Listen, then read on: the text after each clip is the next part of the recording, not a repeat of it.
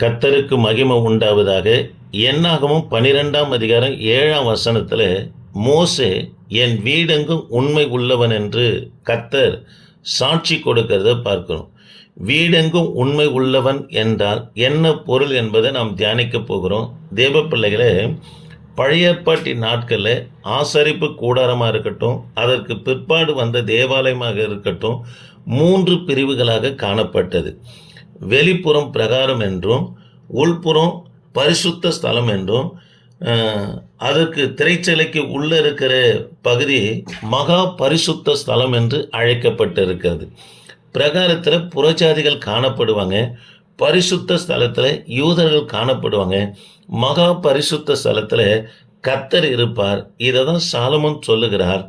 அதாவது காரிருளில் வாசம் பண்ணுகிற தேவன் என்று சொல்லுகிறார். தேவ பிள்ளைகளே, மோசே புறஜாதி மக்கள் மத்தியிலும் சாட்சியாக இருந்தார், யூதர்கள் மத்தியிலும் சாட்சியாக இருந்தார், தேவனிடத்திலும் சாட்சியாக இருந்தார்.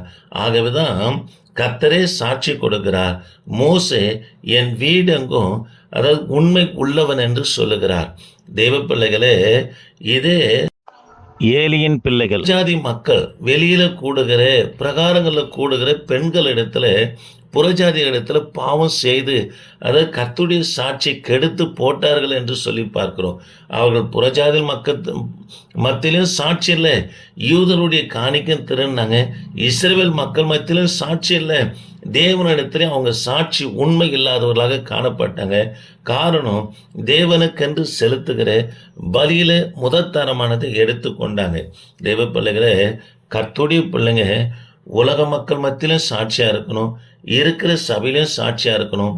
கர்த்தருக்கும் உண்மை உள்ளவர்களாக நம்ம இருப்போம்னா கர்த்தர் நம்மளை தெரிந்து கொண்டு மோசே மூலியமா செய்தது போல பெரிய காரியங்களை கர்த்தர் செய்வார். தேவன் உங்களை ஆஸ்வதிப்பாராக. ஆமேன். Praise the Lord.